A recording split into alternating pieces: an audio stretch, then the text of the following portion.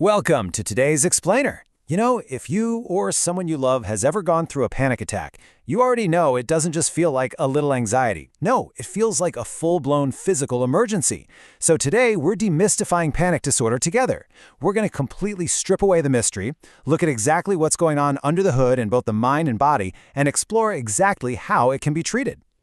Here's our roadmap for this explainer. We'll kick things off with the anatomy of a panic attack, then dive into the biology and root causes, look at diagnosis and key differences, explore evidence-based treatments, and wrap up with prognosis and prevention.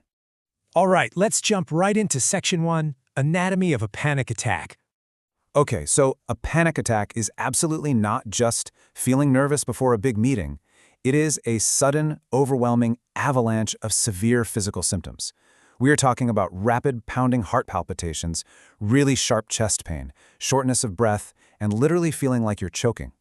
And it's not just physical. There are these profound psychological symptoms too, things like derealization, which is this terrifying feeling of being completely detached from reality, and just an absolute, overwhelming fear of losing control or dying. These symptoms are incredibly real to the person experiencing them, and the crazy part, they typically peak within just a few terrifying minutes.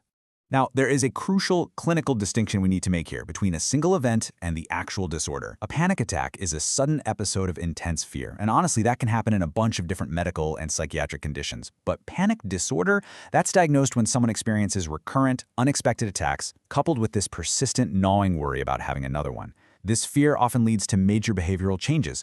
People might start avoiding crowds, shopping malls, or public transport, which can sometimes lead to agoraphobia.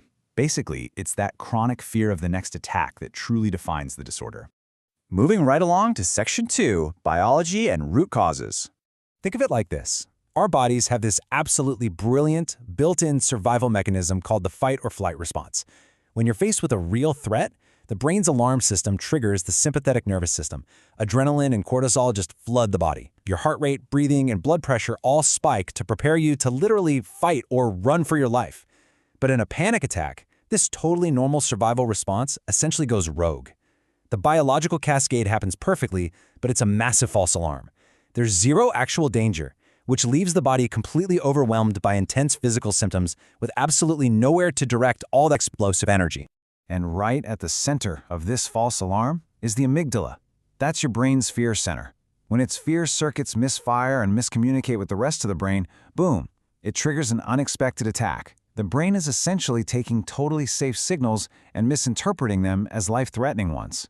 But hey, it's not just about the brain's hardware. It's also about the chemical messengers. If key neurotransmitters are out of whack, like GABA, which normally acts as the brain's brakes to calm things down, or glutamate, which hits the gas and revs it up, the nervous system becomes super vulnerable to triggering that false alarm.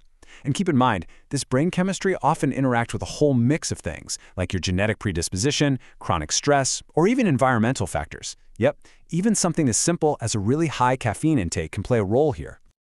Let's shift gears to Section 3, Diagnosis and Key Differences.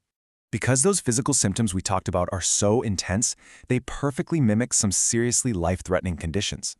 A doctor has to be super careful to rule out a heart attack, a cardiac arrhythmia, or even a hyperthyroid issue first. This is exactly why an emergency medical assessment is so often required for first-time chest pain. We literally have to definitively rule out the physical emergencies before anyone can safely say, okay, this is a false alarm. Once those acute emergencies are ruled out, usually with tools like an EKG for the heart, clinicians rely on specific diagnostic tools. They'll use psychiatric interviews and specific rating scales, like the Generalized Anxiety Disorder Scale, or GAD-7, and the Panic Disorder Severity Scale. It's a really comprehensive process just to make absolutely sure nothing is missed and the right treatment path is chosen. Okay, on to Section 4, Evidence-Based Treatment Paths. The great news here is that psychotherapy is incredibly effective. Cognitive behavioral therapy, or CBT, is the absolute gold standard first-line treatment.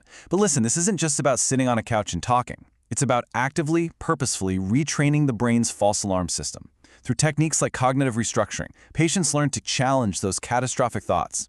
And through something called interoceptive exposure, they are safely exposed to the physical sensations of panic, like a rapid heartbeat, in a totally controlled setting. It literally teaches the brain, hey, these sensations, they aren't actually dangerous. When we look at medications, you've generally got two main lanes.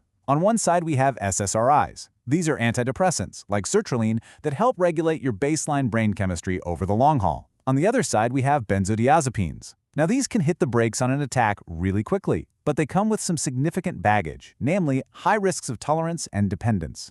Because of that, international guidelines are super clear. They should only be used cautiously, strictly short-term, and always under very close medical supervision. So, let's picture how this actually plays out in the real world. Imagine a young adult rushing into the emergency department, clutching their chest, absolutely terrified they are having a heart attack. After a swift but super thorough cardiac evaluation completely rules out any heart disease, they get a diagnosis of panic disorder. With the right education, the light bulb goes on. They realize their heart is actually completely healthy. Their brain just pulled a false alarm. From there, they can jump into a targeted CBT program to prevent it from happening again. Or let's take a totally different scenario, like a pregnant woman who's experiencing panic disorder. Obviously, medications carry very different risks in this situation. But the amazing thing is, she can be managed completely safely and effectively through a care team that focuses heavily on psychotherapy and lifestyle modifications. It just goes to show that effective, incredibly safe treatment options really are adoptable across all sorts of diverse patient demographics. And that brings us to our final stop, Section 5, Prognosis and Prevention. So, here's the million-dollar question patients almost always ask when they are deep in the thick of it. Can panic disorder actually be cured? It's a heavy question, right?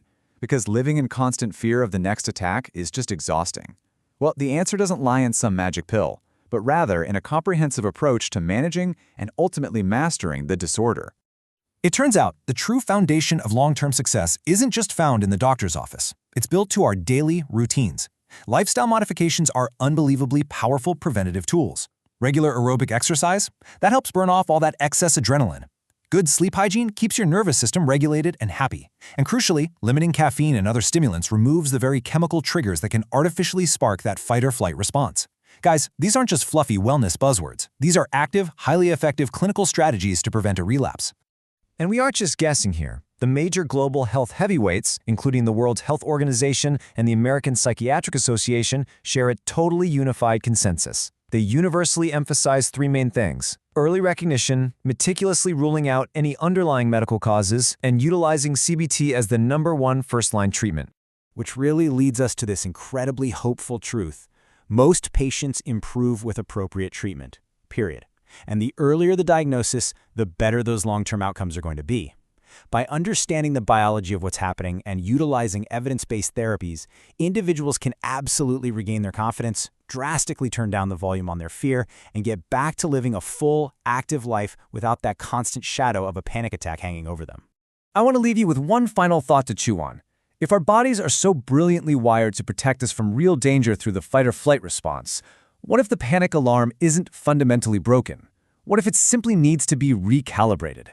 Understanding panic disorder isn't about fighting your own body. It's about reteaching it what is actually safe. Thank you so much for joining me on this explainer. I really hope this empowers you to understand the condition, seek help if you need it, and keep learning.